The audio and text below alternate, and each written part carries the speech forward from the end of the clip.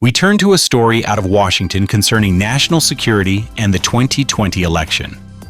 Newly released internal records suggest the FBI suppressed a probe into suspected Chinese election interference, allegedly to avoid contradicting public testimony from then-Director Christopher Wray.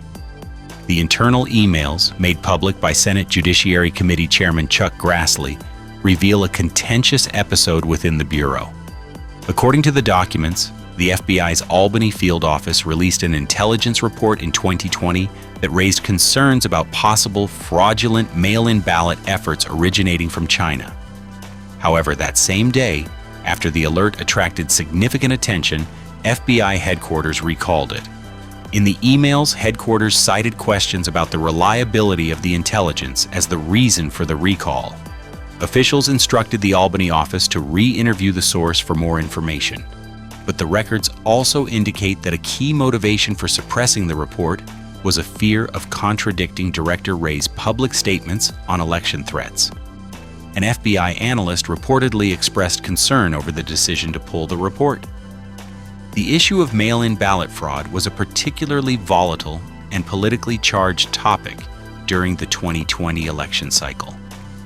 The release of these documents raises new questions about the internal deliberations at the FBI during that period and the handling of intelligence related to foreign election interference. We begin tonight with major developments in immigration policy, where federal courts have once again intervened in the Trump administration's agenda. A federal judge on Wednesday blocked a key White House policy that bars foreign nationals who cross the U.S.-Mexico border between official ports of entry from seeking asylum. U.S. Judge Randolph Moss issued the ruling, stating that the administration had overstepped its authority and attempted to bypass existing immigration law. In his order, Judge Moss wrote, quote, "The president cannot adopt an alternative immigration system, which supplants the statutes that Congress has enacted," end quote. The ruling comes as the White House has been promoting what it describes as historically low border crossings in recent weeks. This legal setback is one of several the administration is facing on the immigration front. In a separate but related battle, the Trump administration is moving to enforce a controversial executive order that would end birthright citizenship. Justice Department lawyers informed a federal judge this week that they could begin enforcing the order as early as July 27th. That order, signed by President Trump on the first day of his second term, directs all government agencies to deny citizenship documents to children born in the U.S., unless at least one parent is an American citizen or a lawful permanent resident. The policy was immediately challenged and blocked by lower courts, leading to a recent Supreme Court case. However, the High Court's 6-3 ruling did not address the constitutionality of the order itself. Instead, it narrowly focused on the authority of lower courts to issue nationwide injunctions, effectively telling plaintiffs that they must file their cases as class action lawsuits to seek such broad relief. This prompted a flurry of new legal action from the ACLU, CASA, and other immigrant advocacy groups, who quickly amended their lawsuits over the weekend. In an emergency hearing in Maryland, U.S. District Judge Deborah Boardman pressed government lawyers for specifics on how they plan to implement the policy, asking directly if the government believes it can start removing children from the country under the order. In response, the Justice Department confirmed that July 27th is the earliest date for enforcement, respecting a 30-day stay from the Supreme Court. In the meantime, the administration says it will immediately begin developing and issuing public guidance on the executive order's implementation. Critics argue the order overturns more than a century of legal precedent based on the 14th Amendment and warn of catastrophic fallout, noting that approximately 150,000 children are born each year in the United States to non-citizen parents. Advocacy groups say the legal uncertainty is causing incredible stress and fear for families who may be affected. Turning now to domestic affairs, a new report warns of a brewing healthcare crisis in rural America. as hospitals are closing at an alarming rate. A landmark study from the RAND Corporation finds that emergency rooms have become the primary entry point to the U.S. healthcare system, largely due to a 1986 law. That law, known as EMTALA, requires emergency rooms to stabilize any patient, including delivering babies, regardless of their ability to pay. While a crucial safety net, doctors say it has become an unfunded mandate for many hospitals.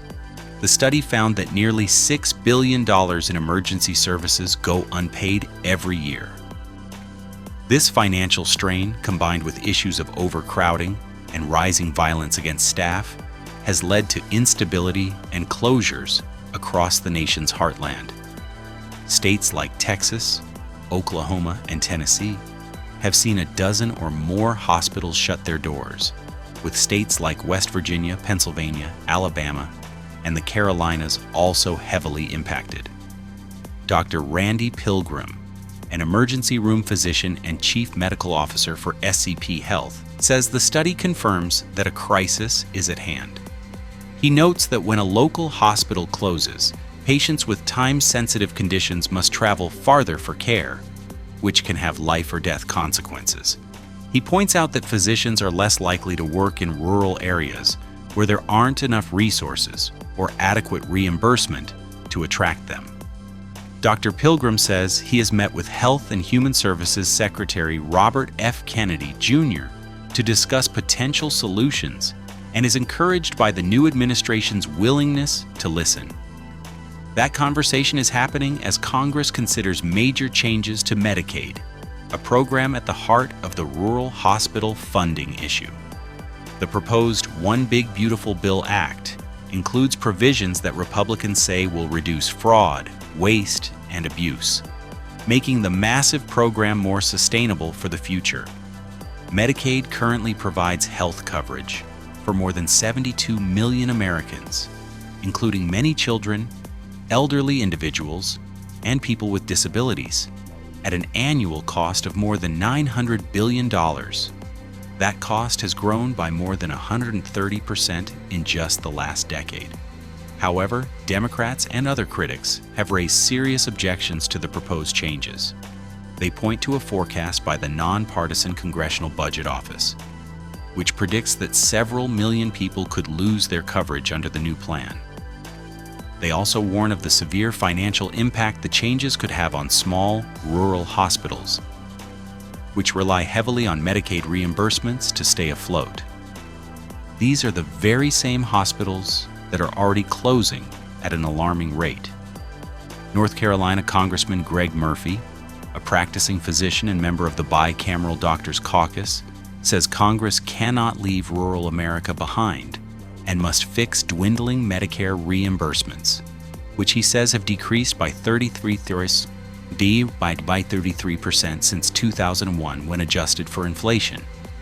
The debate highlights the deep divide over how to ensure the long-term health of both the nation's social safety net and its healthcare infrastructure.